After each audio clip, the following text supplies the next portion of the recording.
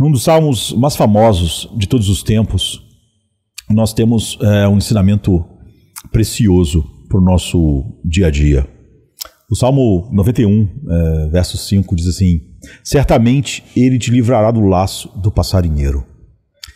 Ninguém tem certeza quem escreveu esse salmo, e há algumas opiniões a respeito. Uns dizem que foi Moisés. Se Moisés escreveu esse salmo, a gente pode imaginar ele lembrando das intrincadas armadilhas políticas e espirituais que ele enfrentou. Ele foi bebê ainda lançado em uma verdadeira rede de intrigas quando foi colocado em um cesto no Nilo, não é?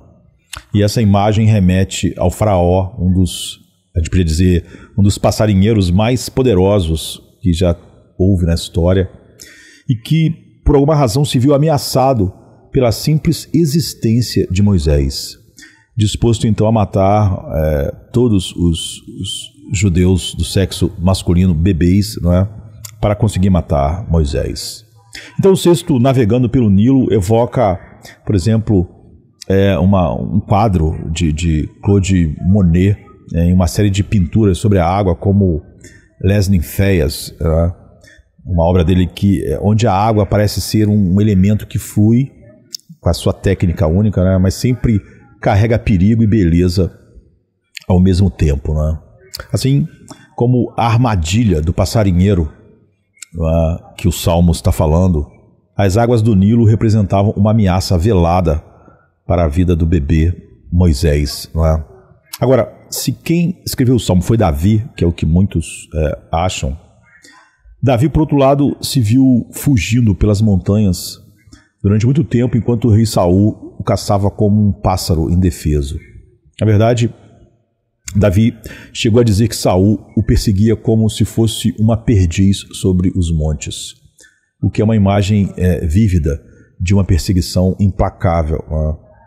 Na mitologia grega, nós temos uma cena semelhante quando Odisseu tenta escapar dos gigantes e monstros durante sua longa jornada de volta para Ítaca, né, na Odisseia. E a comparação entre as duas histórias reflete a vulnerabilidade do herói diante das forças aparentemente invencíveis, sejam elas reais, ou espirituais, ou míticas, né? Mas o Salmo 91 não é apenas para Moisés ou Davi, é para nós. Ele transcende os tempos e se aplica a todos que enfrentam a tentação ou o engano, o embate com o inimigo, né? Sendo um filho de Deus. Se nós olharmos para os tempos modernos, nós podemos ver como Satanás, né? Ou como o Salmo deu, né, o nome aqui, o passarinheiro, como ele se adapta, né? No passado, Satanás era retratado como um demônio monstruoso, especialmente nas obras de artistas como Hieronymus Bosch, né, cujas pinturas como, por exemplo, O Jardim das Delícias mostram demônios grotescos que atormentam as almas em uma paisagem infernal. Esse tipo de arte medieval era uma tentativa de capturar o terror do mal em formas visíveis, quase palpáveis, né? Então as figuras distorcidas de Bosch lembram os terrores que assombravam as mentes daquela época, né? Daquelas eras. Mas hoje o diabo usa uma máscara diferente. Ele não aparece mais como um monstro assustador, e sim como uma figura sofisticada, talvez lembrando, eu diria, o personagem de O Advogado do Diabo, né? Onde Al Pacino interpreta Lúcifer com um ar de sofisticação e charme, né? No filme, o diabo é um advogado poderoso que tem uma empresa poderosa que contrata outros advogados. Ele manipula as vidas e tenta as almas com ofertas sedutoras, mas muito longe do demônio medieval que aterrorizava através do medo. Essa mudança reflete o modo como o mal se disfarça nos tempos modernos e em cada era. Não mais o perseguidor brutal, mas ainda um passarinheiro, né? O sedutor racionalista. Então essa mudança é semelhante ao que a gente vê na própria história da ciência, por exemplo. No início, as pessoas temiam as estrelas e acreditavam que os eventos celestes eram presságios divinos. No entanto, depois da Revolução Científica, ou com a Revolução Científica, homens como Galilei ou Johannes Kepler, eles descobriram que as estrelas não eram sinais de ira divina, mas parte de um sistema universal governado por leis matemáticas. Kepler, em suas obras como, por exemplo, Humanices Mundi, ele revelou a beleza oculta do cosmos, mostrando que o universo é uma sinfonia celestial mais do que uma ameaça terrível. E essa mudança de perspectiva, de medo para entendimento, reflete o modo como o diabo também se adapta de uma figura grotesca para um tentador refinado. Agora a gente pode comparar Satanás com o passarinheiro. Em todas essas nuances diferentes, ele ainda é o passarinheiro. Ele se disfarça, é o que um passarinheiro faz, né? Arma suas armadilhas invisíveis. E como o personagem Loki na mitologia nórdica, né? E também foi trazido para o mundo da Marvel, né? Ele é um mestre do engano. Loki, o deus da trapaça, ele manipula e confunde com truques e ilusões, assim como Satanás manipula as fraquezas humanas, né? Na obra O Crepúsculo dos Deuses, de Richard Wagner, né? A gente vê Loki, como Loki usa sua astúcia para semear o caos, culminando na destruição dos próprios deuses. Então, assim como o passarinheiro, ele enreda as suas vítimas com promessas vazias e ilusões apenas para destruí-las no final. Então, a armadilha do passarinheiro é sempre sutil, não é uma armadilha óbvia, assim como muito das ciladas que nós enfrentamos na vida moderna. Pense no filme A Origem, de Christopher Nolan, um cineasta que eu gosto muito, onde o conceito de uma armadilha mental é levado ao extremo. No filme, os personagens entram nos sonhos uns dos outros e plantam ideias que parecem completamente naturais para aquela pessoa, mas na verdade são armadilhas cuidadosamente planejadas. Então o passarinheiro moderno, assim como em A Origem, não força sua vítima a cair na armadilha. Ele planta a semente e deixa que a semente cresça lentamente, até que a vítima se veja presa, sem nem perceber que estava numa armadilha. A gente, quando ouve música, a gente tem algo semelhante quando a gente ouve canções que falam sobre o engano e a sedução. Então tem uma música famosa chamada Hotel California, né, dos Eagles, que retrata uma armadilha da qual não há saída. Você pode entrar a qualquer hora que quiser, a letra diz, mas nunca poderá sair. Então está ecoando a ideia de que o passarinheiro cria redes que, uma vez dentro, são quase impossíveis de escapar. A música reflete o mesmo conceito da armadilha de Satanás, algo aparentemente encantador, mas com um preço altíssimo. Então, o texto aqui no Salmo 91 oferece conforto para aqueles que estão cercados por tentações. Certamente, ele te livrará do laço do passarinheiro. Aqui, a palavra certamente é como, eu diria, o diamante que adorna uma coroa, assim, né? A coisa mais valiosa. Não é uma simples esperança, ou talvez é uma promessa firme de Deus.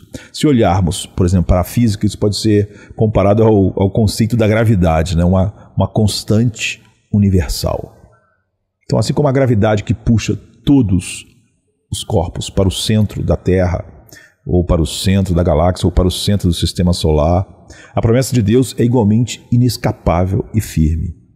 Ela age sobre todos os eleitos, sobre todos nós, independentemente de como Satanás tente nos capturar. Essa promessa é como uma força da natureza, né? Nos puxando de volta à segurança. Então, a certeza do livramento também pode ser vista na história. Pense em Winston Churchill, durante a Segunda Guerra Mundial, quando a Inglaterra parecia estar encurralada, porque toda a Europa tinha caído, cercada por inimigos em todas as frentes. E num famoso discurso de Churchill, ele promete lutar nas praias, nos campos, nas ruas e nunca se render. Isso foi mais do que retórica, né? Foi uma afirmação de certeza absoluta de que, apesar de todas as armadilhas que Hitler armava e todo o seu poder, eles seriam libertos. E, finalmente, se você olhar para outro campo, né, a gente pode pensar na Via Láctea, uma galáxia de bilhões de estrelas que, apesar de sua vastidão, segue leis precisas e imutáveis, apesar do seu tamanho descomunal. Então o universo pode parecer caótico, mas em meio a essa vastidão existem forças que mantêm tudo em equilíbrio. Da mesma forma que a promessa de Deus mantém nossas vidas firmemente sob o seu cuidado, mesmo quando não conseguimos ver a saída da armadilha. Ele diz certamente. Então, independentemente de como o passarinheiro nos cerca, seja pela tentação ou pelo engano, nós temos a certeza de que Deus nos libertará, assim como sempre libertou o seu povo, os seus escolhidos através dos séculos, dos patriarcas aos tempos modernos, né? De Moisés no Nilo a nós.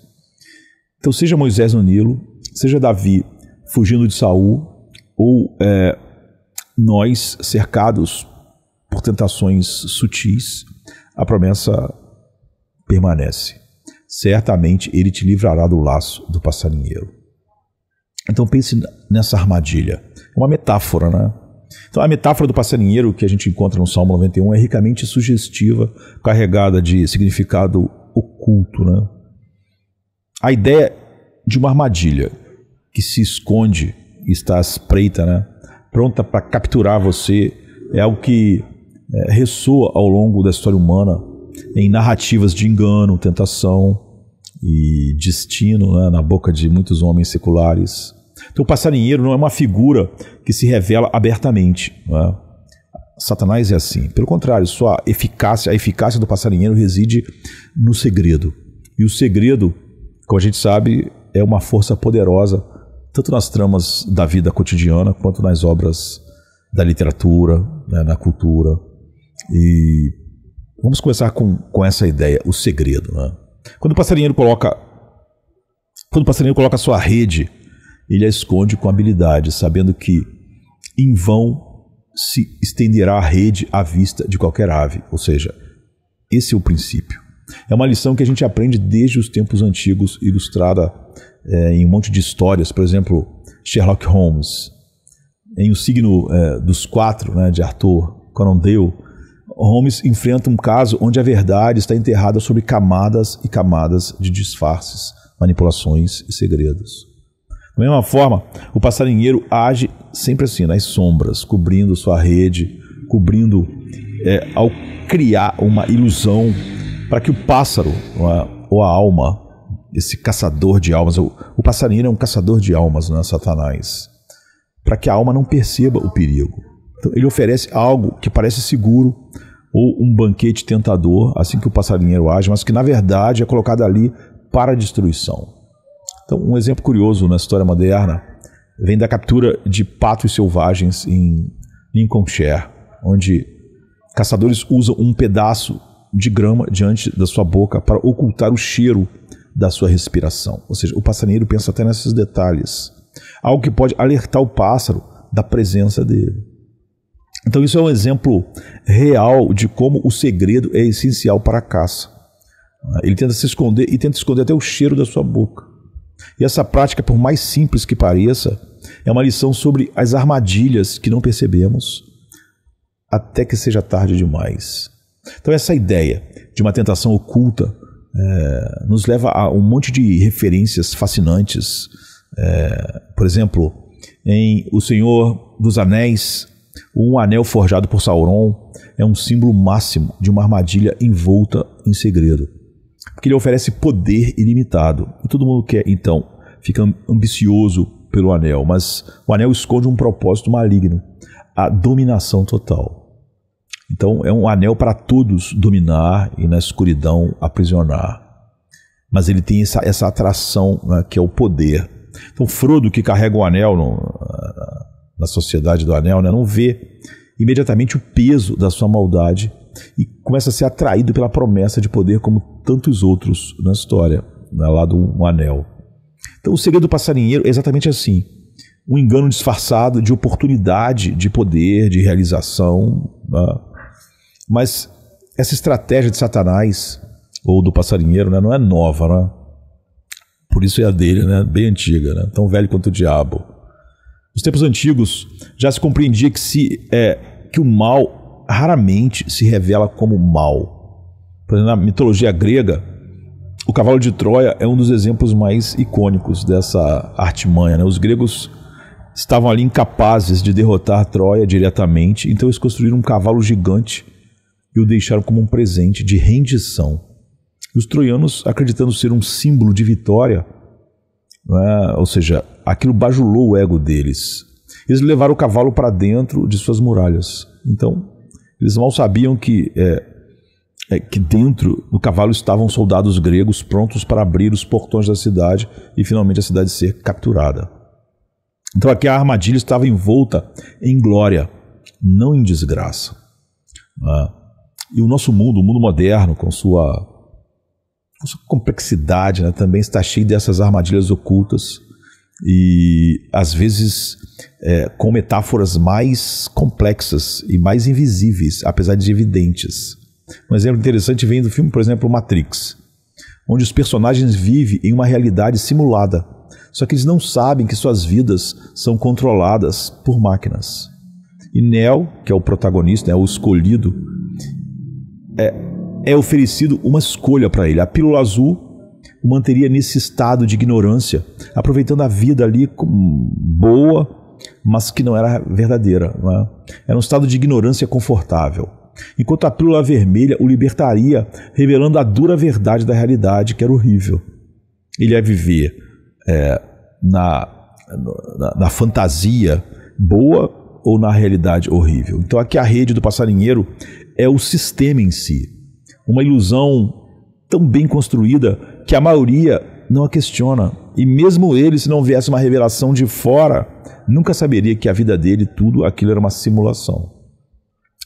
Então Satanás, o grande passarinheiro das almas, o grande caçador das almas, ele age exatamente assim. Ele cobre sua armadilha com sutileza, deixando os homens acreditarem que o que ele oferece é inofensivo, é a liberdade. Por isso que sempre que há sempre esse grito de liberdade no homem, né? E até na igreja, tem tanta dificuldade com a depravação total, porque esse é um engano primordial, né? O diabo aprisiona homens e diz que eles são livres.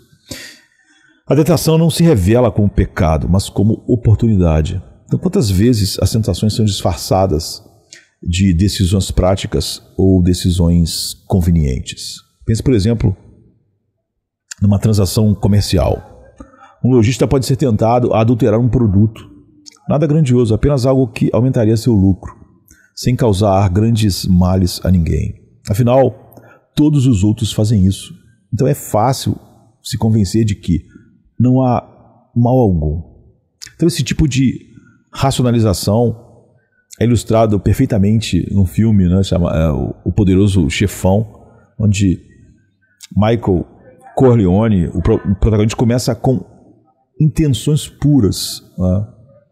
Ele quer proteger sua família, mas ao longo da história a gente vê que ele é lentamente atraído para o mundo da máfia, justificando cada passo em direção ao mal como algo que é necessário, né? Que não tem como ser evitado. Assim ele é capturado pela rede do passarinheiro, pelo laço do passarinheiro, sem perceber, até que quando percebe é tarde demais, não dá mais para sair. A mesma lógica é usada por aqueles que sucumbem às tentações financeiras, como a gente viu, por exemplo, na crise que se abateu sobre os Estados Unidos em 2008. Naquele momento, milhares de pessoas em Wall Street foram pegas no que parecia ser um pequeno seguro de ganho rápido. Quase todo golpe financeiro ou pirâmide, as pessoas entram porque elas acreditaram que iam ganhar dinheiro fácil e rápido, mas que na verdade era uma armadilha para a ruína econômica. Foi o que aconteceu. Então a tentação foi apresentada como um investimento seguro, sem risco, e que você vai ganhar muito. E isso até hoje continua acontecendo, né? E no final resultou na destruição de fortunas e na devastação de uma quantidade enorme de pessoas, de vidas, né? Suicídios, etc. Então o segredo eu diria que o segredo é a essência da armadilha. Isso não é apenas algo presente no mundo dos negócios ou das tentativas do diabo. A física, por exemplo, nos ensina que o que não vemos pode ser incrivelmente poderoso. Então, por exemplo, na mecânica quântica, o princípio da incerteza de Heisenberg revela que há uma limitação fundamental no que podemos saber sobre a posição e a velocidade de uma partícula. Esse mistério oculto é análogo ao modo como as armadilhas do passarinheiro operam. O que não vemos pode nos prender. Então, no mundo natural, as armadilhas são comuns. Não é? Então, por exemplo, a gente tem um exemplo fascinante, que é a técnica de caça das plantas carnívoras. Né? A Dianeia muscipula, né? Conhecida como planta carnívora, assim, fica mais fácil, né? Seduz suas presas com o quê? Com um néctar bem docinho, numa flor. Né? E quando o inseto pousa em suas folhas, a planta fecha suas mandíbulas, lentamente capturando a presa. E o inseto que foi atraído por algo que parecia bom, mas que se revelou fatal, não consegue mais sair e ele é digerido vivo, né? Durante bastante tempo. É a mesma lógica aplicada pelo passarinheiro, no laço do passarinheiro. A tentação sempre vem disfarçada de algo desejável. E se a gente voltar para a história da arte, né, em O Jardim das Delícias Terrenas, de Hieronymus Bosch, né, que a gente já mencionou, a obra está repleta de figuras envolvidas em prazeres mundanos, sem perceberem que estão à beira da destruição. Então, no painel central, a gente vê pessoas se entregando a todo tipo de prazer carnal, sem perceberem que estão à mercê das forças do mal que cercam toda a cena. Bosch usa a arte para mostrar como as armadilhas da vida são frequentemente invisíveis, mas estão presentes em todos os cantos. É o que ele tenta mostrar com a arte dele. E aqui reside o ponto central da armadilha do passarinheiro, né? Na metáfora do Salmo 91.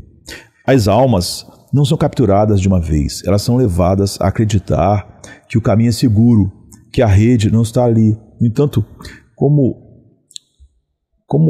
as lições da história, da ciência, da arte nos mostram, é no que não vemos que reside o verdadeiro perigo. Então, nós, como cristãos, devemos sempre estar vigilantes, né? É o chamado contínuo para nós. Devemos lembrar que, embora Satanás opere de forma secreta e a gente não veja todas as suas tramas, a promessa de Deus é clara e visível. Certamente ele te livrará do laço do passarinheiro. Então, a certeza do livramento divino é como as leis que governam o cosmos, tão seguras quanto as leis da gravidade, tão confiáveis quanto o nascer do sol. A armadilha do passarinheiro tem outra característica, que é a adaptação a várias circunstâncias. Quando pensamos em uma armadilha, nossa mente geralmente imagina algo visível, tangível, algo que podemos evitar se estivermos prestando atenção.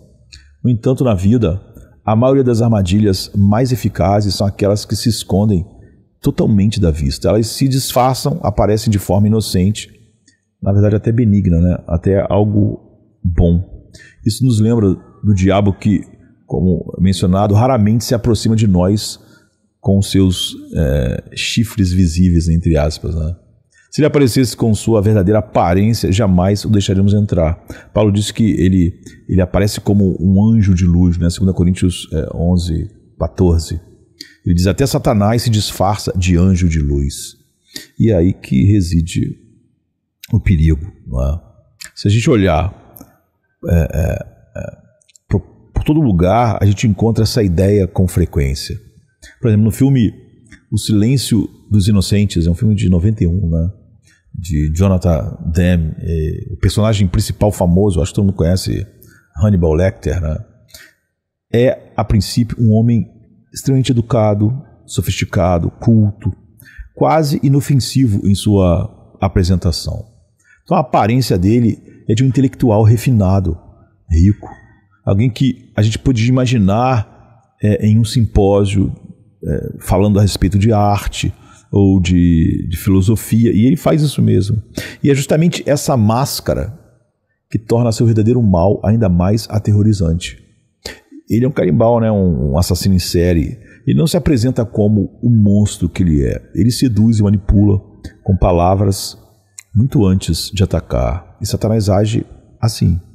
Satanás fica constantemente invernizando o mal com uma camada de respeitabilidade, de amor, de compreensão, de respeito às ideias, de ser plural.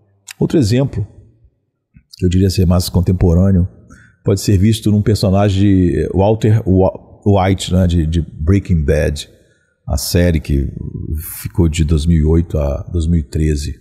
Walter começa como um simples professor de química, alguém que tenta justificar suas ações ao longo da série com a necessidade de sustentar sua família, porque ele descobre que tem um câncer e vai morrer. E ele entende tudo de química, né? Ele é um químico excelente, mas vive de dar aulas, e ele, quando morrer, não vai deixar dinheiro suficiente para sua família viver, e ele tem um filho deficiente. No entanto, conforme a trama avança e ele começa a se envolver na produção de metanfetamina para juntar muito dinheiro antes de morrer de câncer, a gente percebe que essa desculpa de bons motivos não passa de um verniz que esconde sua verdadeira ambição e uma sede de poder que vai dominando ele à medida que o dinheiro e poder vão entrando em jogo. E ele se afunda cada vez mais no mal. Mas como o cristão enganado pelo passarinheiro, ele não percebe a profundidade da sua queda até que seja tarde demais. Então, Walter White não começa como um vilão. Ele é seduzido pela pequena gota, pela tentação inicial que leva a uma torrente, né, uma catarata, né? E essa progressão é precisamente o que ocorre quando deixamos uma pequena tentação entrar. O mundo, com seus prazeres, muitas vezes oferece iscas. Eu diria que até iscas invernizadas, mas muito insidiosas. Isso me lembra a história de Pandora, na mitologia grega. Pandora foi a primeira mulher criada por Zeus na mitologia. E ela foi dada a ela um jarro ou uma caixa em versões posteriores da história. Primeiro era um jarro, mas depois a versão foi mudando. E curiosa, Pandora abriu o jarro, liberando todos os males do mundo. Doença, sofrimento, inveja, orgulho, que rapidamente se espalharam entre a humanidade. Então, o jarro ou a caixa de Pandora, né, representava uma armadilha, algo aparentemente inofensivo, mas com um impacto devastador e que você não podia mais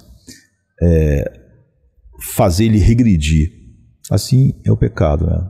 Frequentemente começando como algo pequeno, insignificante, ou parecendo inofensivo como aquela caixinha bonita que Pandora não devia abrir, mas cresce muito rapidamente.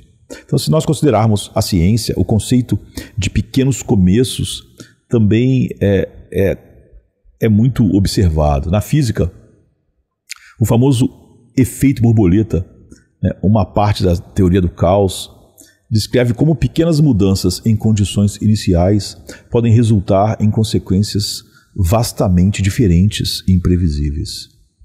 A metáfora clássica por isso que tem o nome, né? É a de uma borboleta batendo suas asas em Pequim e desencadeando, semanas depois, um furacão em Nova York. Então, assim, pequenos pecados, pequenas indulgências podem se multiplicar e crescer, tornando-se forças incontroláveis em nossas vidas. O que começa com uma pequena tentação, uma simples transgressão, pode abrir as portas para algo muito maior. Então pense nas adaptações das armadilhas. Um passarinheiro habilidoso sabe que nem todos os pássaros são capturados da mesma maneira. Ele ajusta suas táticas conforme a espécie, o comportamento, a inteligência e os hábitos de cada pássaro. O laço do passarinheiro é adaptável assim. E o mesmo faz Satanás. Ele conhece nossas fraquezas, nossos pontos de vulnerabilidade. E nós podemos ver isso Por exemplo, na famosa obra de Homero, né, a Ilíada, né, quando Aquiles, o maior guerreiro dos gregos, é vulnerável apenas em um ponto, seu calcanhar. Eu estava até mencionando isso ontem. Toda a sua força, todo o seu poder são irrelevantes quando esse único ponto é atingido. E foi exatamente ali que Paris, né, com a ajuda de Apolo, dirigiu sua flecha fatal. Então Satanás também conhece nossos calcanhares de Aquiles. E ele arma a sua flecha exatamente e diretamente para eles. Você não pode esperar uma guerra justa ou honesta contra o caçador das almas. Então na história a gente vê essa adaptação de tentações e armadilhas de forma clara em figuras como Júlio César, por exemplo. César era um gênio militar, um líder carismático, mas ele foi capturado pelo desejo de poder absoluto. No famoso drama Júlio César de Shakespeare, a gente vê como sua ambição cega leva à sua queda. Como Brutus, seu amigo mais próximo, se virou contra ele naquele jogo de intrigas e poder e ambição. E a gente tem até a frase famosa, né? Porque era tão próximo. E quando ele participou do assassinato de Júlio César, então Júlio César olhou e disse: até tu, Brutus. É o que ele exclama, né? No que se tornou uma das frases mais icônicas da literatura, não é? Através da pena de Shakespeare. César foi pego em sua própria armadilha, acreditando que seu poder o tornava invulnerável, não é? E o que ia matá-lo estava tão perto como Brutus, mas ele não percebeu. Satanás também personaliza suas tentações para cada um de nós. Para alguns, a tentação pode vir na forma de prazeres sensuais. Para outros, pode ser o orgulho, a soberba de acreditar que estamos acima dos outros, somos mais fortes, mais capazes. Um exemplo literário interessante dessa última forma de tentação é o personagem de Mr. Darcy em Orgulho e Preconceito, de Jane Austen, né? Darcy, ao longo da história, é preso em uma armadilha de orgulho. Ele se vê superior aos outros, especialmente em relação a Elizabeth Bennet, a quem inicialmente ele despreza. E sua jornada é de aprender a humildade, a perceber que seu orgulho o cegava, e a superação dessa armadilha emocional é o que finalmente o liberta para amar de verdade. Então a ideia de que Satanás adapta suas armadilhas conforme o alvo pode ser vista em todas as áreas, porque é algo comum à vida, né? Pense, por exemplo, na canção de blues, né? Crossroad Blues, de Robert Johnson. A lenda diz que Johnson fez um pacto com o diabo em uma encruzilhada, vendendo sua alma em troca de habilidades musicais incomparáveis. Embora seja uma história folclórica, né? A metáfora é poderosa. O diabo não oferece a mesma tentação a todos. Para Johnson, um músico que tinha a ambição de ser famoso, a isca era o talento musical. Para outro pode ser a riqueza, ou a fama, ou um casamento, um romance. Cada um tem seu ponto fraco. E o passarinheiro está sempre pronto a ajustar suas armadilhas de acordo com isso. Então, a astúcia do inimigo é amplamente documentada ao longo da história, desde a Bíblia até você vendo nas crônicas modernas, não é? Um exemplo fascinante vem, por exemplo, eu diria, da Segunda Guerra Mundial. Durante a Operação Fortitude, né, os aliados criaram uma complexa operação de desinformação para enganar os alemães sobre o local do desembarque do dia D. Eles usaram tanques infláveis, que não eram tanques de verdade, mas era só inflável, né? E botaram em vários lugares aquele monte de tanques, e os alemães achavam que ia ser lá. Eles fizeram transmissões falsas de rádio e uma rede de espiões para convencer Hitler de que o ataque principal ocorreria em Pas de Calais, de Calais, né? É francesa, e não na Normandia, onde aconteceu. E parecia que todos os preparativos eram para ser lá. Então a operação foi tão bem sucedida que os alemães mantiveram suas forças principais em Pas de Calais por semanas após o desembarque real. Essa estratégia brilhante de adaptação ao inimigo é precisamente o que Satanás faz em um nível espiritual e muito maior. Ele não é tolo a ponto de usar as mesmas táticas com todos. Por isso, simplesmente ensinar aos outros as táticas que ele usou contra mim seria tolice. Você precisa de uma sabedoria maior do que isso, né? Porque elas vão variar. Com cada pessoa, ele adapta a sua armadilha, ajusta a sua isca para maximizar suas chances de sucesso. Para uns, a tentação vem na forma de preguiça, para outros de luxúria, para outros ainda de orgulho. E preguiça e orgulho parecem ser diferentes, né? Então, como passarinheiro, ele conhece seu alvo e coloca a armadilha exata que terá o maior efeito naquele alvo. Mas é aí que entra a promessa de Deus para nós, quando a gente vê essa forma de astúcia, né, de Satanás. O Salmo 91, né, verso 3, nos assegura: certamente ele te livrará do laço do passarinheiro. Essa é uma promessa que transcende as armadilhas, sejam elas grandes ou pequenas, óbvias ou secretas. E assim como as forças da natureza, essa promessa é constante, infalível, como as leis do universo, como as leis que regem o movimento das estrelas, a gravidade que nos mantém com os pés no chão, enfim. A armadilha do passarinheiro e o prazer e o lucro e cada uma das coisas diferentes estão cheias de exemplos, não é? O passarinheiro e a sua armadilha é uma metáfora, não é, poderosa, porque é uma ilustração que nos alerta contra os perigos sutis, aqueles que não se mostram de forma óbvia, mas que nos atraem por meio de prazeres, promessas de lucro e força, não é, do exemplo. No caso dos pássaros, que na verdade é o que a metáfora está usando, né, o laço do passarinheiro, o que os leva à morte é algo simples: a semente espalhada no chão.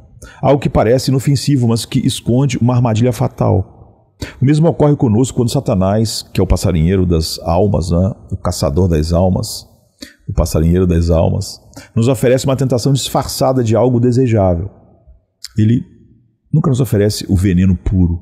Sempre há uma isca envolvida, algo que agrada a nós particularmente e nos seduz. Então essa estratégia de Satanás se reflete muito bem, por exemplo, num clássico da literatura, Fausto, né, de Goethe.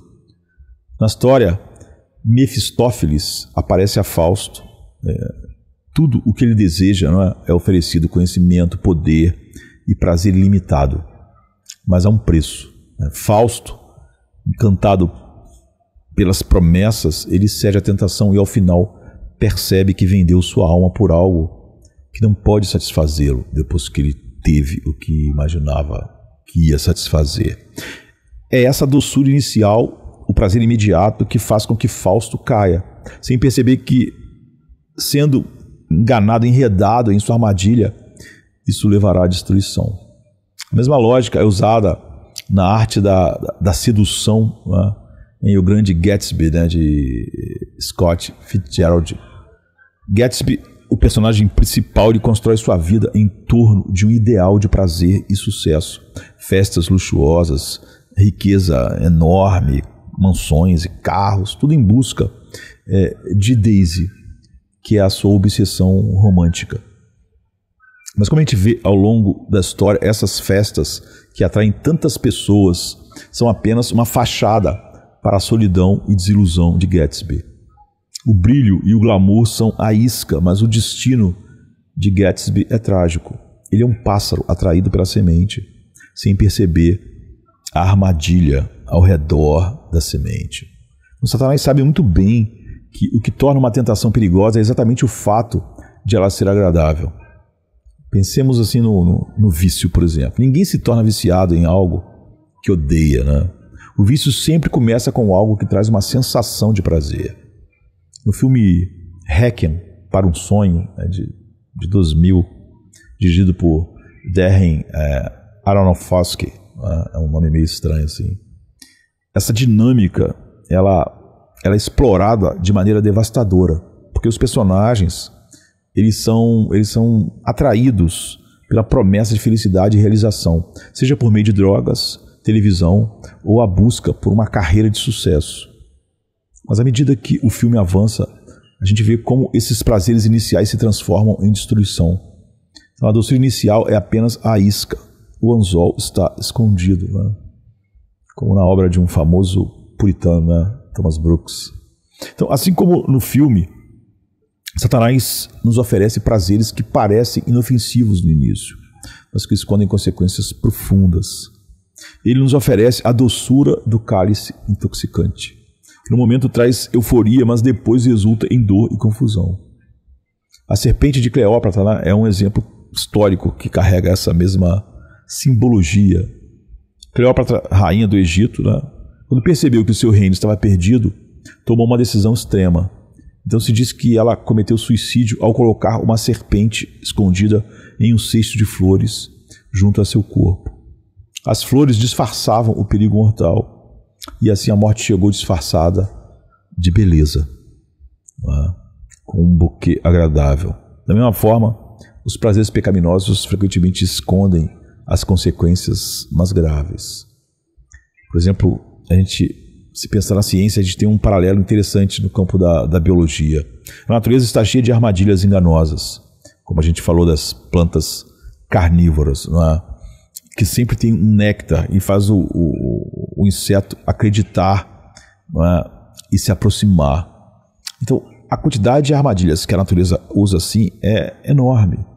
A doçura inicial leva à morte.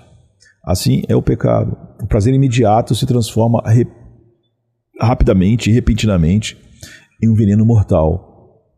E o que dizer, por exemplo, do lucro? Satanás usa a promessa de ganhos materiais como uma armadilha, ou de ganhos de outra forma, como seres como deuses, né? A ideia de ganhar dinheiro facilmente é uma das tentações mais antigas. Há um filme clássico chamado Cidadão Kane, é de 41, né, de Orson Welles. Ele nos apresenta Charles Foster Kane, magnata da mídia que constrói um império. E ao longo do filme a gente vê que, embora Kane tenha alcançado imenso sucesso financeiro, sua busca por lucro e poder o leva a uma vida de isolamento e desespero.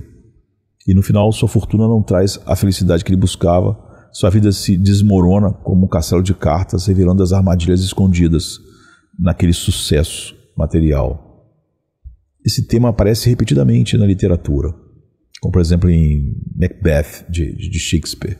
Macbeth, inicialmente um herói na história, ele é seduzido pela promessa de poder.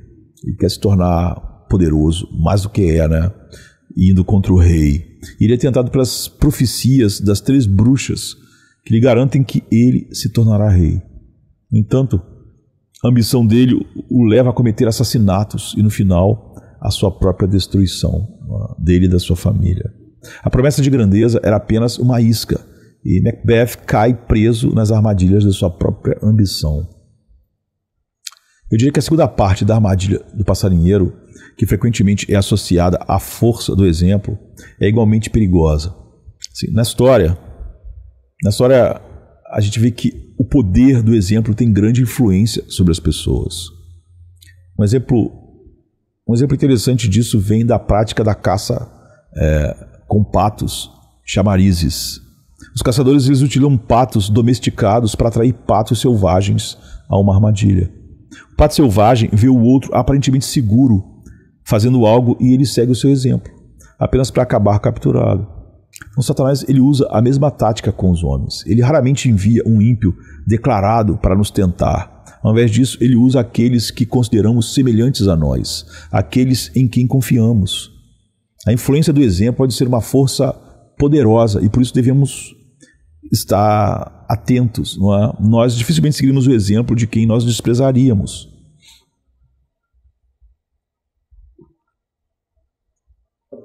Essa ideia de seguir o exemplo alheio, por exemplo, é retratado com maestria no Senhor das Moscas, né, de William Golding. No livro, um grupo de garotos é deixado em uma ilha deserta e aos poucos suas inclinações violentas emergem. O garoto, Ralph, ele tenta manter a ordem e a civilidade, mas ele é gradualmente levado pelo exemplo de outros, especialmente Jack, né, que encarna a selvageria. Então a força do exemplo transforma a dinâmica do grupo, levando ao caos e a violência, né, em O Senhor das Moscas. Então, outro exemplo marcante vem da psicologia social.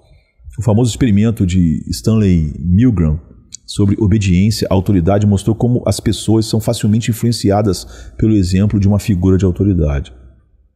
No experimento, participantes foram levados a acreditar que estavam aplicando choques elétricos em outros participantes sob as ordens de um supervisor. Mesmo quando os choques aparentavam causar dor, muitos continuaram a obedecer, simplesmente porque a autoridade, que agora estava sendo de exemplo, os encorajava a fazê-lo. A autoridade, você vê, ali era um cientista, mas pode ser o quê? Um político? Uma ideologia? Satanás utiliza a mesma dinâmica, sabendo que seguimos exemplos de autoridades ou de pares com mais facilidade do que gostaríamos de admitir. Então o passarinheiro também sabe adaptar os seus chamarizes de acordo com nossas fraquezas. Ele pode usar um irmão em quem confiamos para nos conduzir ao erro, ou até mesmo figuras de autoridade ou respeito dentro da nossa comunidade. Então é por isso que devemos estar sempre vigilantes, como o próprio Jesus advertiu seus discípulos: cuidado com os falsos profetas. Eles vêm a vocês vestidos de peles de ovelhas, mas por dentro são lobos devoradores. Né? Mateus 7,15. E assim como Jó, que oferecia sacrifícios pelos seus filhos quando eles estavam festejando, né? Porque ele dizia, quem sabe no meio da festa eles não falaram coisas que blasfemaram o nome de Deus, não honraram Deus. Então nós devemos, como eles, estar vigilantes, especialmente em momentos assim de prazer e relaxamento, como os filhos de Jó estavam naquelas festas, naqueles banquetes. Jó sabia que era nesses momentos que o coração humano se tornava mais vulnerável. Ele não condenou seus filhos por se divertirem e darem festas uns para os outros, os irmãos, mas ofereceu sacrifício por eles, demonstrando que compreendia a natureza sutil da tentação. Talvez por isso ele lidou bem, apesar de tudo, com suas próprias aflições. Então, a gente deve sempre lembrar de que as armadilhas de Satanás, seja pela doçura do prazer, a promessa do lucro, ou a força do exemplo, tem como objetivo final nossa destruição. Sempre é a mesma ideia do passarinheiro: capturar. Então o Salmo 91:3 nos assegura que certamente ele te livrará do laço do passarinheiro. Ou seja, é um Deus, é em Deus que a gente encontra a força para resistir a essas armadilhas e seguir pelo caminho da retidão. Então, essas armadilhas, elas vão tomando formas à medida que avançamos. Há momentos em que, mesmo quando o passarinheiro não consegue capturar o pássaro com suas armadilhas sutis e disfarçadas, ele recorre a um método mais agressivo. Ele envia um falcão, uma força implacável para perseguir a presa e derrubá-la do céu. Então Satanás, que é o grande passarinheiro, né, o caçador das almas, muitas vezes ele age de maneira semelhante.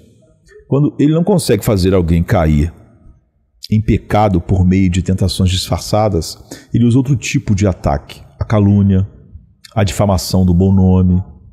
Essa tática, ela pode ser observada em diversas obras literárias e filmes, e histórias, e na nossa vida diária.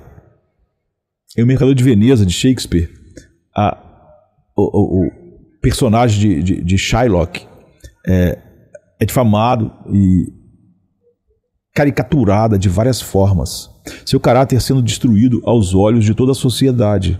Então a calúnia aqui funciona como o falcão do passarinheiro que busca destruir a dignidade de Shylock de forma pública, até que ele perca tudo: seu dinheiro, sua posição, sua própria humanidade. Embora a peça trate da complexidade da justiça e do preconceito, o uso da calúnia é uma ferramenta mortal no enredo e uma lembrança de como a reputação de alguém pode ser atacada sem a pessoa sequer perceber a armadilha se fechando ao seu redor. Outro exemplo que eu diria que é poderoso está no Conde de Monte Cristo, de Alexandre Dumas, onde Edmond Dantes, que é o protagonista, é falsamente acusado e preso por seus inimigos. através de calúnias e manipulações por causa da sua riqueza que eles queriam colocar à mão. Então aqui a calúnia serve como um mecanismo que o prende injustamente no castelo de Ife, uma prisão que simboliza não apenas sua captura física, mas também a destruição do seu nome e da sua vida, né? Então a trajetória de Dantes é de vingança e redenção. Ele se reergue e ao longo do livro vemos como ele transformou o sofrimento em força. A lição que do mais nos dá é que, embora a calúnia possa temporariamente nos derrotar, ela também pode ser o catalisador para uma ressurreição pessoal. Mas há momentos em que a melhor resposta à calúnia é a completa indiferença. No filme Amadeus, é um dos meus preferidos, não é? Que é a vida de Mozart, o filme é de 1984, de Milos Forman. A gente vê como o ciúme de Salieri o leva a difamar e destruir a reputação de Wolfgang Amadeus Mozart, não é? Salieri, ele é incapaz de aceitar o talento inato de Mozart. Ele também é um compositor famoso, mas Mozart simplesmente é o maior talento da música de todos os tempos, né? Então Salieri usa a calúnia como uma arma sutil para desacreditar seu rival. No entanto, a verdadeira genialidade de Mozart resiste. Mesmo diante da calúnia, sua música permanece até hoje inabalável. Uma metáfora para a ideia de que, quando nos mantemos acima das acusações, não somos realmente atingidos por elas. Quem sabe, quem hoje conhece Salieri, a não ser por ele ter feito essas coisas com Mozart. Mas quem não conhece a música de Mozart? Séculos depois. Então, assim como o falcão não pode alcançar o pássaro que voa mais alto ou mais rápido, as calúnias só têm poder sobre nós se descermos até o nível delas. Essa ideia de voar para cima, ao invés de responder às calúnias, é uma lição que a gente encontra em, por exemplo, A Arte da Guerra, de Sun Tzu. Sun Tzu aconselha a evitar batalhas desnecessárias, especialmente quando são alimentadas por provocações que visam apenas distrair e desviar do objetivo principal. Responder a cada ataque nos faz perder tempo e energia, e muitas vezes fortalece o inimigo, porque nos coloca em um terreno onde ele tem vantagem. Na vida espiritual é a mesma coisa. Satanás frequentemente usa a calúnia para nos distrair de nossa verdadeira missão. Mas quando nos elevamos acima dessas provocações, permanecemos inatingíveis. Então a ideia de ser caluniado por causa da verdade, como mencionado no exemplo do ministro, ecoa nas palavras de Jesus no Sermão da Montanha. Bem-aventurados sois vós, quando vos injuriarem e vos perseguirem, e mentindo, disserem todo mal contra vós por minha causa. Mateus 5,11. Aqui Jesus nos lembra que a calúnia, embora dolorosa, é uma marca de nossa fidelidade à verdade, e que não devemos nos preocupar com ela.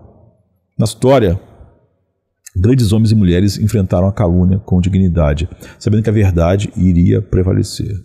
E nós podemos ver, por exemplo, um paralelo dessa dignidade no personagem que eu gosto muito, porque quando eu era criança, um irmão mais velho meu me deu o livro O Sol é para Todos, né? Que é Atticus Finch. Né? Todos ali estão numa direção e ele está sozinho em outra direção. Atticus é advogado e é um homem de princípios, e ele é caluniado por defender um homem negro acusado de estuprar uma mulher branca no sul, na época da segregação lá nos Estados Unidos. E ele é difamado só porque defende aquele homem como um advogado, tem que defender o seu cliente. E é óbvio que nenhum advogado importante branco defenderia, mas ele acha que é justo. E ele é difamado por pessoas que não compreendem seu senso de justiça, mas ele não cede. Atticus mantém sua postura firme, sabendo que, embora a calúnia o atinja temporariamente, sua integridade e compromisso com a verdade o manterão acima das mentiras.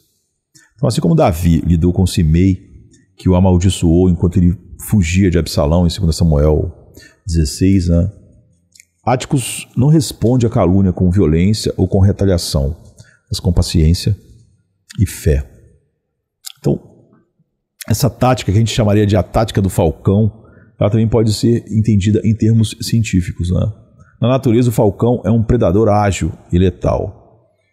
Eu costumo dar umas comidinhas a passarinhos, e eu percebia que algumas vezes, todo dia os passarinhos já estão lá, mas tinha dia que eles não estavam. Ou eu via eles de longe, mas eles não se aproximavam da onde eu botava a comida para eles. E eu não prestava muita atenção nas coisas, mas eu comecei a achar estranho aqueles dias. E eu sempre comecei a olhar para cima, procurar, e sempre tinha um gavião na área. Então, na natureza, o falcão um falcão, é um predador ágil e letal, atacando rapidamente de cima, né, voando numa velocidade incrível e com precisão. No entanto, uma das características mais fascinantes dos falcões é que eles só podem atacar quando estão em posição superior, ou seja, quando eles estão acima. Se o pássaro alvo voar mais alto, ele fica fora do alcance. Isso nos ensina uma lição espiritualmente. É por isso que os pássaros não desciam, não é, onde eu tinha colocado as coisas para eles. Isso nos ensina uma lição espiritual importante. Quando nos elevamos acima das ofensas, das calúnias, ficamos fora do alcance do falcão, que seria a tentação de Satanás de como nós reagimos a essas coisas. E claro, Satanás não usa apenas o falcão da calúnia. Ele cerca o pássaro, né, porque ele é o laço, as estratégias do passarinheiro. Ele cerca o pássaro por todos os lados. Por exemplo, tem uma frase famosa, né, de Júlio César, né? Alea iactia est, a sorte está lançada. Quando ele cruzou o Rubicão e não tinha mais volta. Ele estava cercado por inimigos e com seu destino incerto. Então, assim como César estava cercado, nós também somos cercados pelas artimanhas de Satanás, que não deixa pedra sobre pedra, né, em seu esforço para arruinar a alma. Na arte, essa sensação de cerco aparece, por exemplo, no filme Os Sete Samurais. É um dos clássicos do cinema, né, de 1954, de Akira Kurosawa. Os samurais são contratados para proteger uma aldeia de bandidos que encontra-se cercada por forças superiores em número e poder e força. E a estratégia dos samurais é precisamente o que devemos adotar espiritualmente. Eles utilizam a inteligência, a resiliência e a união para superar as adversidades. A batalha não é vencida pela força bruta, mas pela resistência e estratégia. E no final, os samurais prevalecem contra todas as probabilidades. Há um livro, né, de um velho mestre chamado Quarles, que diz que as mãos ocupadas do perseguidor plantam armadilhas em tua substância. Armadilhas espreitam em tua carência, ou seja, armadilhas espreitam quando você tem muito e quando você tem pouco. Armadilhas em tua honra, armadilhas em tua desgraça. O passarinheiro tem muitas armadilhas, né? Ele fala armadilhas em teu estado elevado, armadilhas em tua humilhação. Armadilhas cercam tua cama, armadilhas cercam tua mesa. Armadilhas vigiam teus pensamentos, armadilhas pegam tuas palavras. Armadilhas estão em tua quietude, armadilhas estão em tua agitação. Armadilhas estão em tua dieta, armadilhas em tua devoção. Armadilhas na hora do culto, armadilhas na hora de comer. Armadilhas espreitam tuas decisões. Armadilhas estão em volta das tuas dúvidas. Armadilhas estão dentro do teu coração e armadilhas estão fora do teu coração. Armadilhas estão acima da tua cabeça e as armadilhas estão abaixo da sua cabeça. Armadilhas estão em tua doença. As armadilhas estão em tua saúde e as armadilhas estão em tua morte. Você ouviu os cachorros latindo, é porque hoje eu estou fazendo mais cedo aqui, porque amanhã eu vou ter que sair para um compromisso e não posso esperar a madrugada, né? Então os cachorros, as pessoas estão se agitando à minha volta aqui. Então Satanás é um passarinheiro persistente, usando todas as artimanhas possíveis para nos capturar. E esse poema que a gente citou lembra que as armadilhas estão por toda parte, em nossa honra e desgraça, em nossa dieta e devoção. Ele traça um quadro completo de um mundo cheio de armadilhas invisíveis. Em certo sentido, isso se assemelha ao conceito, né, do panóptico proposto pelo filósofo Jeremy Bentham. No panóptico, a vigilância está presente em todos os lugares, invisível, mas sempre à espreita. Então, as armadilhas de Satanás funcionam da mesma forma. É uma rede constante e invisível, sempre pronta para nos capturar quando nós abaixamos nossa guarda. E, no entanto, graças a Deus, a essa promessa divina que se eleva acima de todas as armadilhas. Certamente Ele te livrará do laço do passarinheiro. Salmo 91:3, né, que é o texto que a gente está meditando. Essa promessa é como um escudo que nos protege, não importa quantas armadilhas estejam ao nosso redor, em cima, abaixo, dentro, fora. Então, assim como os samurais em Kurosawa, assim como César cruzando o Rubicão, não avançamos confiando que, apesar do cerco, há um caminho de livramento garantido por Deus? É claro que sim. Nós podemos confiar que Deus nos guardará mesmo quando estamos cercados por todos os lados. Suas promessas são inabaláveis e sua força é nossa proteção. Com Ele, nós podemos esmagar o leão e a serpente, pisar sobre o dragão e sair vitoriosos, como o próprio Cristo, que, mesmo caluniado, nunca respondeu à altura, né? Ficou quieto e triunfou sobre a morte e sobre o mal. Então, qual é a libertação? A metáfora do passarinheiro se aplica de maneira vívida à nossa vida espiritual. Quando nós pensamos na libertação de Deus, somos lembrados de duas realidades. Ele nos livra de e fora da armadilha.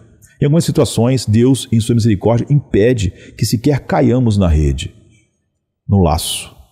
Outras vezes, quando já estamos presos, Ele nos retira de lá com sua graça.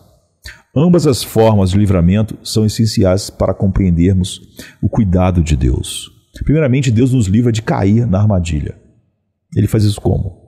Muitas vezes através da aflição. A aflição, por mais dolorosa que seja, frequentemente age como uma intervenção divina.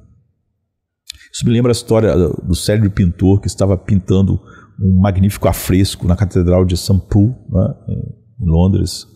E com muitos artistas, ele se envolveu tanto em sua obra que começou a recuar para admirá-la de longe, sem perceber que estava à beira de cair do andaime, né, elevado. Nesse momento, um trabalhador, vendo o perigo, jogou tinta na pintura. O pintor ficou enfurecido, né, e correu para repreender o ajudante que cometeu essa bobagem, né, mas logo ele percebeu que a tinta havia salvado a vida dele.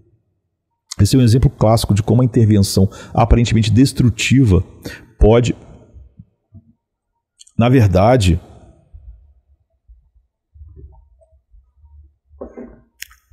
ser uma forma de salvação.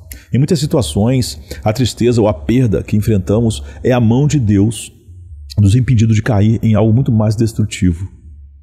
Isso me lembra também o que nós estávamos meditando na história de Jó. Ele perdeu tudo, filhos, riqueza, saúde, e no entanto foi exatamente essa série de aflições que o manteve firmemente apegado a Deus e abriu seus olhos para ver Deus, o que resultou no fim em uma compreensão mais profunda e uma bênção maior.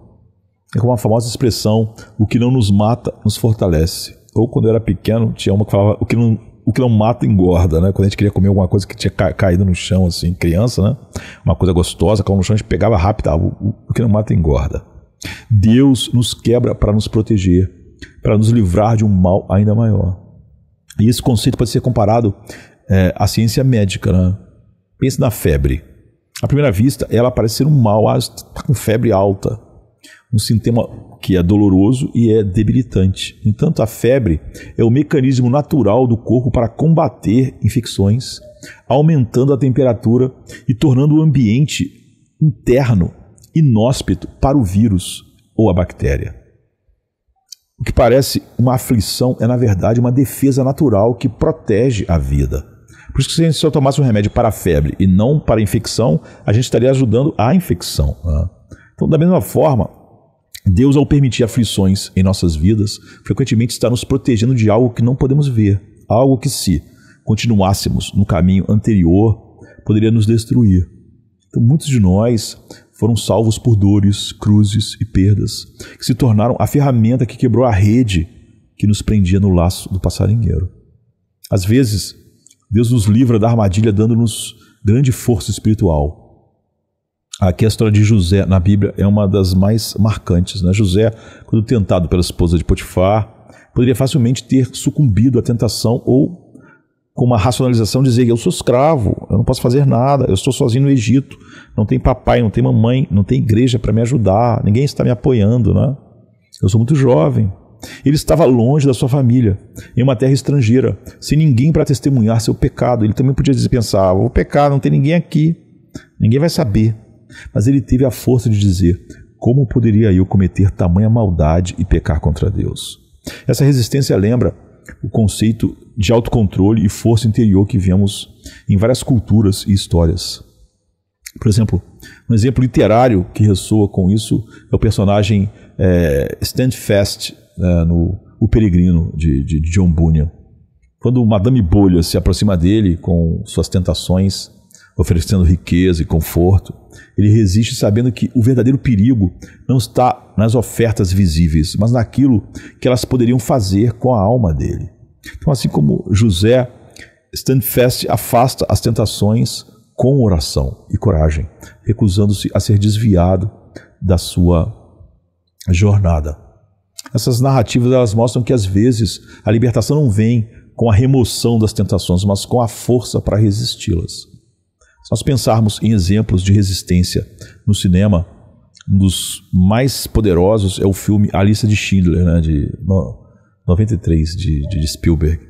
Oscar Schindler, um empresário que inicialmente estava apenas interessado em ganhar dinheiro com a guerra, passa por uma transformação interna ao testemunhar as atrocidades cometidas contra os judeus.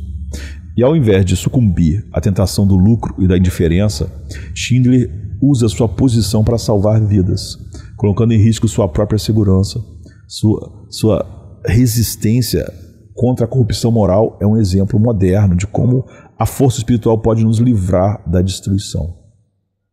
Mas também há momentos em que Deus nos livra fora e nos tira da armadilha depois que a gente já caiu na armadilha. Quantas vezes você já sentiu que, se a tentação tivesse surgido em outro momento, teria sucumbido? Isso é algo que muitos de nós experimentamos. Às vezes, Deus, em sua providência, direciona nossos corações de uma maneira tão misteriosa que, quando a tentação chega, ela já não tem o mesmo poder sobre nós. É como se a mente tivesse passado por uma mudança e o que antes era uma tentação esmagadora se torna agora irrelevante. Esse processo pode ser comparado, eu diria, ao efeito que o tempo tem sobre nossas memórias e percepções. A ciência, não é? Estudos sobre neuroplasticidade, como chamam, mostra que o cérebro é capaz de mudar suas conexões e estruturas ao longo do tempo. A tentação que uma vez parecia irresistível pode, com o tempo e com a ação do Espírito Santo, perder completamente o seu apelo que tinha antes. É como se as sinapses que uma vez sustentavam o desejo fossem reconfiguradas, permitindo que vejamos a tentação sob uma nova luz, desprovida de sua força anterior. Por exemplo, a gente vê esse fenômeno de transformação na arte, por exemplo, na obra de Michelangelo, quando ele esculpiu a famosa estátua de Davi, o Davi de Michelangelo, né, o bloco de mármore já havia sido considerado inutilizável por outros escultores. Michelangelo, porém, viu o potencial onde outros não viam, transformando o bloco rejeitado em uma das maiores obras de arte de todos os tempos. Assim, Deus, eu diria que ele faz conosco, né? Transformando nossos corações e mentes de forma que aquilo que um dia nos tentaria agora se torna irrelevante e até um lembrete de nossa própria transformação. Há um poder incrível na libertação interna. No famoso livro de Viktor Frankl, Em Busca de Sentido, Frankl descreve sua experiência nos campos de concentração nazistas, né? É uma obra incrível. Ele percebeu que, mesmo nas circunstâncias mais extremas, o ser humano é levado a escolhas de maneiras diferentes, não é? Da maneira com que ele se relaciona com o sofrimento. Ele chamou isso de a última das liberdades humanas. Ele é um homem secular, né? Então ele não tem uma ideia mais bíblica a respeito disso. Então a capacidade de escolher como responder a qualquer situação, mesmo quando tudo está perdido, Ele diz que se a pessoa acreditar em algo que está além do mundo, ele consegue resistir a qualquer coisa no mundo. Mas se o seu Deus com o qual a sua mente realmente trabalha é uma coisa do mundo, é o seu casamento, é o dinheiro e tal, como o campo de concentração tirava isso, tirava tudo da pessoa. Essa mesma liberdade é o que Deus realmente dá, e só Ele dá, quando nos dá a força para escapar de nossas tentações, não através da remoção das dificuldades, mas pelo poder de encontrar algo mais deleitável do que qualquer outra coisa, em ver a beleza do seu Filho. Então somos transformados por dentro e nossos desejos têm um objeto muito melhor do que qualquer outro objeto que a tentação coloque diante de nós. Portanto, seja através da aflição, da força espiritual ou de uma transformação interna silenciosa, Deus nos livra do laço do passarinheiro. Suas providências são muitas vezes misteriosas, mas sempre eficazes, e nos mostram que em qualquer circunstância há um caminho de livramento preparado por Deus. É uma verdade dolorosa, mas inescapável. Mesmo os fiéis, não é? Aqueles que conhecem a Deus e seguem seu caminho, às vezes caem no laço do passarinheiro. Então, apesar de conhecermos as armadilhas, de vermos a rede pronta para nos pegar, há momentos em que, por fraqueza ou erro ou dureza, acabamos enredados, ou incredulidade. E uma vez capturados, a gente sente a mão fria do passarinheiro em nosso pescoço, nos oprimindo, nos prendendo. Ainda assim, há uma verdade que brilha acima dessa escuridão. Deus, em sua infinita misericórdia, nos livra mesmo quando caímos. Isso será verdade para todos os filhos de Deus. A imagem do crente preso no laço não é nova. Ela aparece em várias tradições e histórias ao longo da história da humanidade. Eu diria que um exemplo icônico de alguém capturado por suas próprias escolhas e depois libertado é a figura famosa, né, de Jean Valjean nos Miseráveis de Victor Hugo. Valjean, um homem inicialmente preso por roubar pão para alimentar sua família, é tratado de maneira cruel durante décadas por um crime assim. Ele escapa da prisão, mas permanece um fugitivo carregando o peso da sua culpa e a perseguição implacável do inspetor Javert. No entanto, ao longo da história, Valjean ele encontra a graça de Deus por meio do perdão de um bispo e sua vida toma um rumo totalmente diferente. Ele é libertado do laço, da revolta, da amargura, da vingança, não pela força ou por méritos próprios, mas pela compaixão que lhe foi mostrada, pela graça. Então, a mesma graça que o resgata da sua condição é a graça que transforma a vida. Isso é a verdade bíblica, né? Se a graça nos liberta, a graça nos transforma. Se alguém diz que a graça o libertou só para ele não ser transformado, então não foi a graça que o libertou. Então o cristão como Valjean pode encontrar-se em uma rede, seja uma tentação persistente ou uma falha moral, e mesmo assim Deus o liberta. A promessa de que Ele te livrará do laço do passarinheiro, né, do Salmo, é uma âncora para a alma. Então, assim como o Senhor libertou o cristão e esperançoso, né, no Peregrino de John Bunyan, quando eles caíram nas garras do gigante de desespero, eles já tinham caído. Ele também nos resgata quando estamos aprisionados. O gigante de desespero simboliza aquele estado de desespero e culpa em que muitas vezes nos encontramos. No entanto, a chave da promessa divina, que é o que acontece no Peregrino, né, como no caso do personagem de Bunyan, destranca a prisão depois que a gente já foi pego, nos conduzindo de volta ao caminho da esperança. Esse tema de libertação aparece repetidamente em todo lugar, especialmente em histórias de redenção e superação, não é? Tem um filme que eu acho que é um dos melhores de todos os tempos, Um Sonho de Liberdade, de 94, né? Onde o personagem Andy Dufresne, preso injustamente por supostamente ter matado sua mulher e o amante, mas ele não o fez, passa décadas dentro de uma prisão aparentemente inescapável. O filme é incrível e nem parece ser baseado num livro de Stephen King. Eu, por exemplo, lia muito Stephen King, mas nunca, quando vi o filme, achei que era baseado num livro dele, porque não tem nada de anormal, num mundo meio fora das leis naturais, né? Então, Dufresne ele sofre, enfrenta humilhações, mas nunca perde a esperança. É um sonho de liberdade, né? Em inglês tem um nome que é diferente, mas tem a mesma ideia. No final, Andy não apenas escapa fisicamente da prisão, mas também ele é libertado espiritualmente, entre aspas. tendo transformado sua mente e alma ao longo dos anos na cadeia. Então a fuga de Andy é uma lembrança poderosa de que mesmo nas armadilhas mais escuras, como aquela prisão de segurança máxima, há uma saída. Deus, em sua graça, muitas vezes nos retira da prisão, assim como Andy, não apenas pela força física, mas pela renovação da mente, a gente poderia dizer assim, né? Uma metáfora para isso, e do espírito ele consegue escapar. Muitas vezes a libertação de Deus chega no momento mais inesperado e de maneira mais surpreendente. A história de Jó é um exemplo clássico, né? Jó, que perdeu tudo, sua família, sua riqueza, sua saúde, caiu profundamente na armadilha do sofrimento. No entanto, em sua dor, ele foi restaurado por Deus. Ele não ficou na armadilha, no laço do passarinheiro.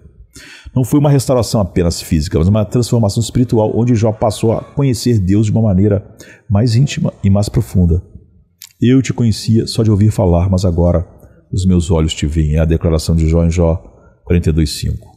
Essa transformação só foi possível porque Jó, em sua aflição, permaneceu fiel, mesmo quando estava preso nas redes do sofrimento. A libertação também pode ocorrer através das circunstâncias dolorosas, como a gente vê na história repetidas vezes, não é?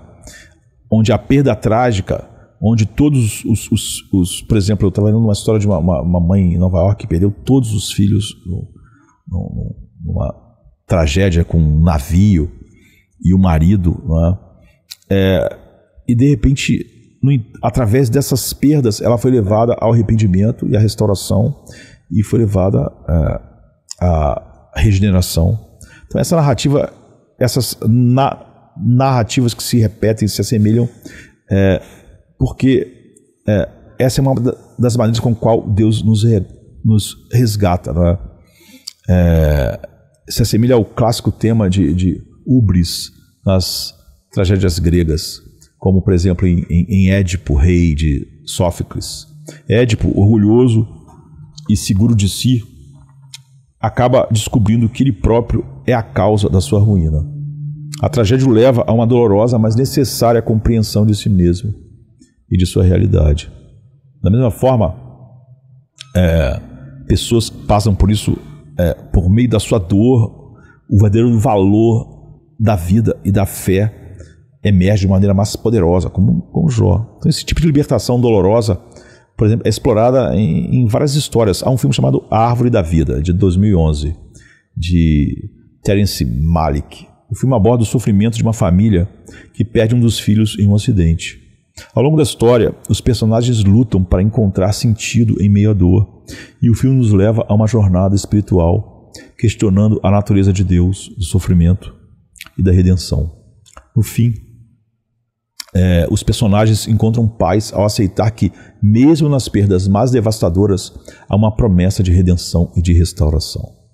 Então a ideia de que a aflição pode ser um meio de salvação, ela é refletida em todo lugar. Na ciência, por exemplo, na teoria, por exemplo, de que muitas das vezes de situações caóticas, não é? Outras coisas, por exemplo, na explosão de uma estrela, numa supernova, outras coisas incríveis estão nascendo, não é? Então as dificuldades e pressões enfrentadas são muitas vezes o que fortalece e permite que o universo seja mais incrível. O mesmo poder aparece em todo lugar, não é? Isso pode ser dito da nossa vida espiritual. As provações que enfrentamos podem ser o que nos molda e fortalece, nos preparando para algo maior. Em momentos de desespero, nós somos lembrados de que até os mais nobres dos homens enfrentaram o peso da queda. Pense no apóstolo Pedro, que negou Cristo 3 vezes. Nós não podemos pensar em algo pior. No auge da fraqueza, Pedro caiu na armadilha do medo e da autodefesa. Essa foi a armadilha do passarinheiro. Mas Deus prometeu nos livrar da armadilha, ou nos livrar de cair, ou nos tirar se tivermos caído. No entanto, depois da ressurreição de Jesus, ele foi restaurado. Jesus perguntou 3 vezes, né? Tu me amas, Pedro? Em João 21. E essa restauração não foi apenas um retorno à condição anterior, mas uma transformação, uma preparação para a grande missão que estava à frente. Então Pedro se tornou uma das colunas da igreja, uma prova viva de que mesmo quando caímos gravemente como Pedro, Deus nos levanta e nos prepara para algo maior. Ou seja, a promessa, ele te livrará do laço do passarinheiro, para todos os eleitos, para todos os filhos de Deus, ela sempre é verdadeira. Ele nunca vai ficar lá no laço e morrer lá, como era a intenção do passarinheiro. Então, o tema de queda e de libertação, ele é explorado em todos os lugares. Eu mencionei antes, por exemplo, a origem, né, de Christopher Nolan. No filme, Don Cab, o protagonista, é atormentado por culpas e arrependimentos profundos que o prendem em um labirinto de sonhos e ilusões. E a sua libertação acontece quando ele finalmente enfrenta a sua culpa e a deixa ir. Então, essa jornada de libertação emocional é uma metáfora, né, poderosa de como, mesmo quando estamos presos já na armadilha de nossos próprios pecados ou falhas, há uma saída. Essa é a promessa do Salmo. Mas essa saída muitas vezes requer um confronto direto com nossos erros e uma disposição que a graça sempre vai operar nos verdadeiros filhos de Deus para deixá-los para trás. E finalmente, há o testemunho constante da Escritura que nos diz que Deus não abandona os seus. Certamente Ele te livrará do laço do passarinheiro. Essa promessa é reiterada repetidamente na Bíblia, seja nas histórias de José, Moisés, Davi ou Paulo, Pedro.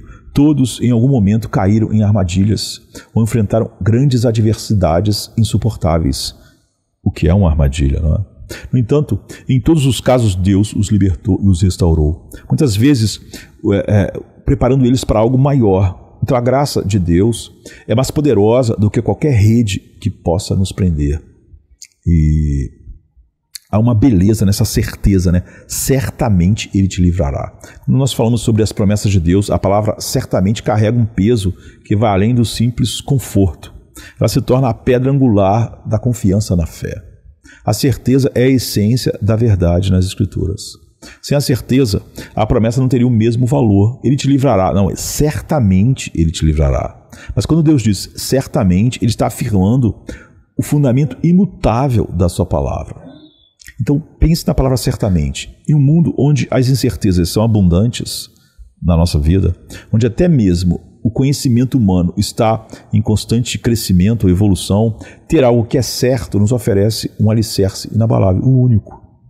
A ciência, por exemplo, avança através de teorias e hipóteses, que muitas vezes são refinadas ou são substituídas com o tempo. Um exemplo é a teoria da relatividade de Einstein, que revolucionou a física e nos trouxe uma nova compreensão do universo. Mas por mais brilhante que a teoria seja, ela ainda é uma peça de quebra-cabeça sujeita a revisões à medida que novas descobertas surgem, como o que aconteceu com a física quântica. Então, em contraste, a certeza da promessa de Deus é algo que transcende o tempo e o conhecimento humano.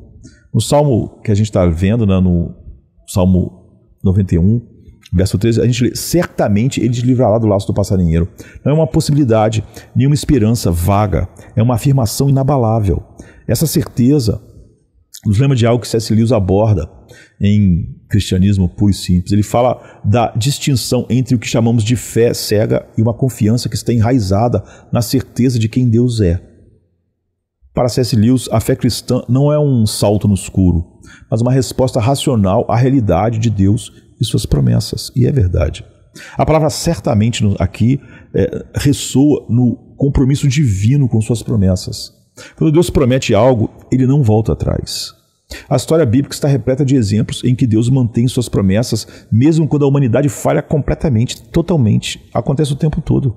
A família de Abraão é um fracasso atrás do outro, não é? Jacó é um grande exemplo disso, mas nada falhou das promessas de Deus.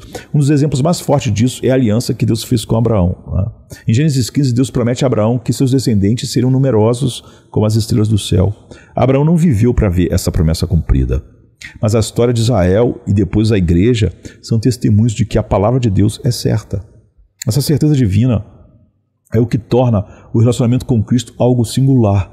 Sem isso, como infelizmente muitos, ao abandonar a verdade, as doutrinas da graça, dizem que tudo depende do próprio homem, da sua perseverança, isso não duraria nada, né? Se a aliança tivesse dependido de Jacó, ela tinha fracassado, ele fracassou o tempo todo. Cristo não é apenas o Salvador, Ele é o fiador, aquele que garante a segurança de todos aqueles que estão nele. Em tempos antigos, o fiador era alguém que se comprometia legalmente a assumir as dívidas, hoje ainda é, né? Ou responsabilidades de outra pessoa. Então Cristo, em sua infinita graça, assume nossas dívidas e nossas falhas, como Romanos 8,34 lembra, né? Quem os condenará? Foi Cristo quem morreu. E mais, quem ressuscitou e está à direita de Deus e também intercede por nós. Isso nos traz uma segurança inabalável. Um paralelo interessante dessa figura de fiador pode ser encontrado, por exemplo, na obra do Mara, que eu já mencionei, o Conde Monte Cristo, onde Edmond Dantes, injustamente preso, retorna após anos com uma nova identidade e um propósito. Alguém deu um mapa para ele que só era visível no fogo, né? Ele acha aquela fortuna que o mapa indicava, e ele se torna o fiador de sua própria justiça, garantindo a vingança e a redenção daqueles que lhe foram leais. Embora Dantes esteja motivado pela vingança, o conceito de assumir responsabilidade, de ser o garantidor de uma causa, reflete algo mais profundo sobre Cristo. Ele é o nosso garantidor, mas de uma justiça redentora, não vingativa. E por que podemos confiar que Cristo cumprirá essa promessa? Porque a união entre Cristo e o seu povo é inquebrável. Essa união é ilustrada de maneira linda, né, na metáfora do corpo de Cristo em Efésios, por exemplo. Efésios 1:23, a plenitude daquele que enche tudo em todos. A ideia de que Cristo e sua igreja são um só corpo nos lembra da interdependência. Então, assim como um corpo físico precisa de todos os seus membros para funcionar plenamente, Cristo não seria completo sem aqueles que estão unidos a Ele.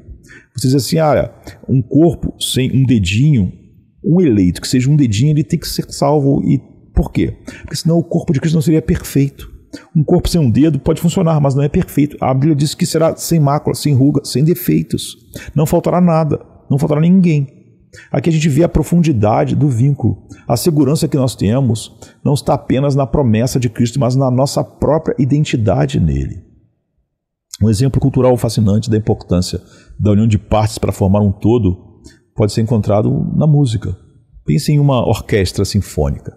Cada instrumento tocado individualmente pode criar sons belos, mas é apenas quando todos os instrumentos se unem que a sinfonia atinge o seu verdadeiro poder. Por exemplo, a Quinta Sinfonia de Beethoven é um exemplo emblemático disso. Os 4 primeiros acordes são mundialmente conhecidos, mas é a maneira como esses acordes se desenvolvem e se conectam com o restante da obra que cria uma das peças mais memoráveis da história da música. Então, da mesma forma, Cristo e sua igreja são como uma sinfonia. Cada crente tem um papel essencial a desempenhar, e é a união de todos que torna o corpo de Cristo completo. É por isso que ele opera tudo em todos. Então, voltando à promessa do certamente ele te livrará, é interessante observar como esse conceito é explorado em diferentes áreas da vida. Na astronomia, por exemplo, na astronomia, o movimento dos corpos celestes é um dos poucos fenômenos que podemos prever com precisão anos e anos antes. Nós sabemos com certeza quando haverá um eclipse ou quando um cometa vai passar pela Terra novamente. Esses eventos são certos baseados nas leis imutáveis da física. Da mesma forma, a promessa de Deus é tão certa quanto os movimentos dos planetas que ele criou, né? É mais certa, na verdade. Então ele determinou que seu povo será salvo. E essa determinação é imutável. Ele certamente te livrará do laço do passarinheiro. A certeza das promessas de Deus também refletem, né, uma estabilidade que é rara em nosso mundo moderno. Na obra O Senhor dos Anéis, né, de Tolkien, a gente vê essa estabilidade personificada na figura de Aragorn, o rei que retorna para restaurar a paz e a ordem na Terra-média.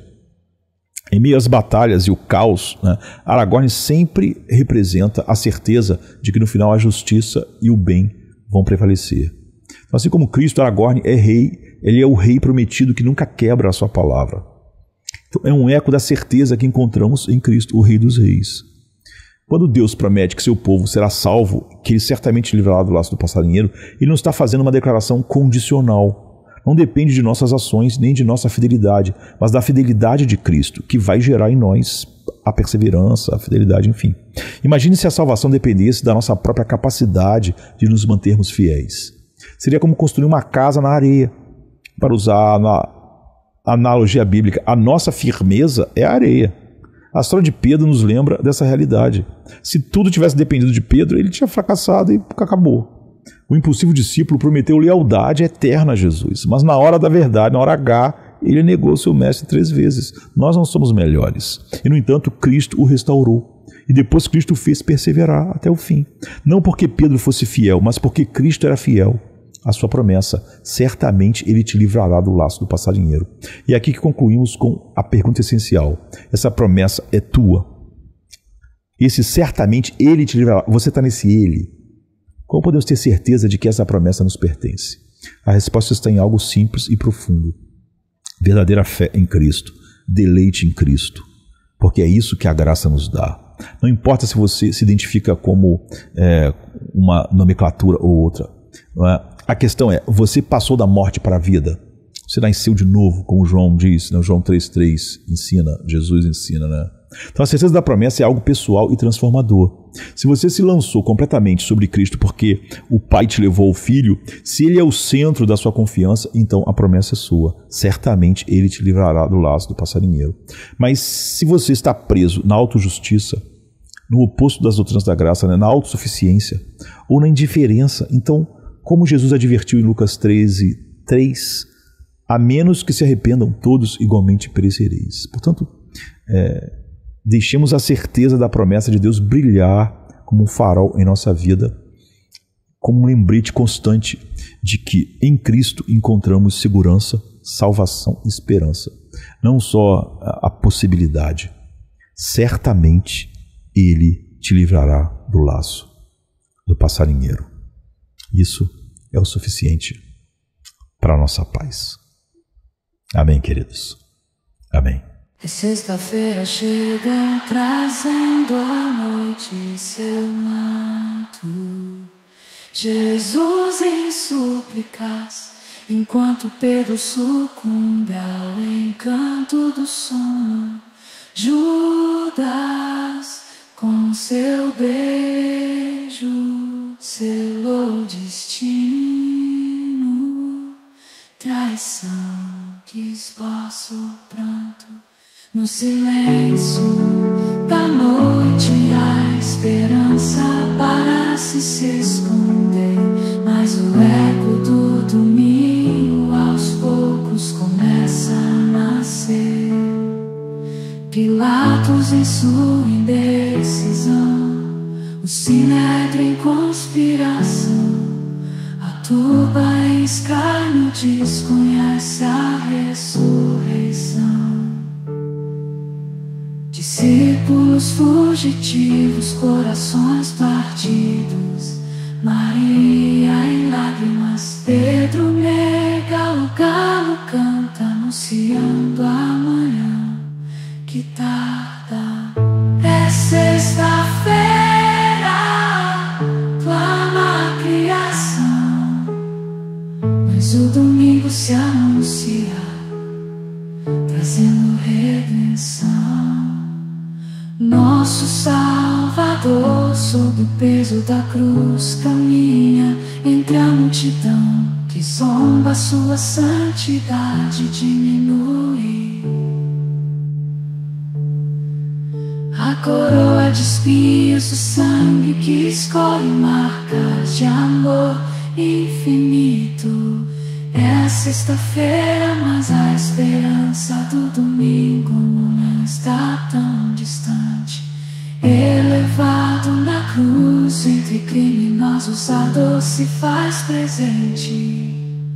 O véu se rasga, a terra treme, o céu escurece, um silêncio envolvente.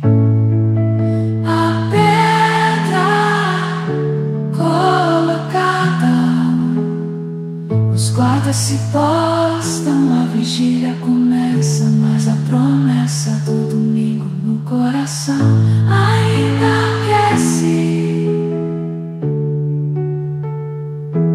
É sexta-feira, mas não é o fim. Domingo vem aí com vitória sem fim.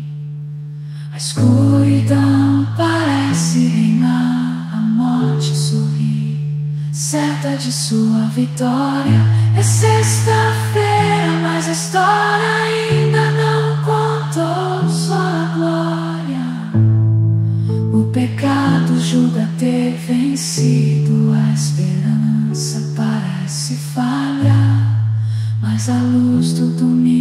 já começa a brilhar.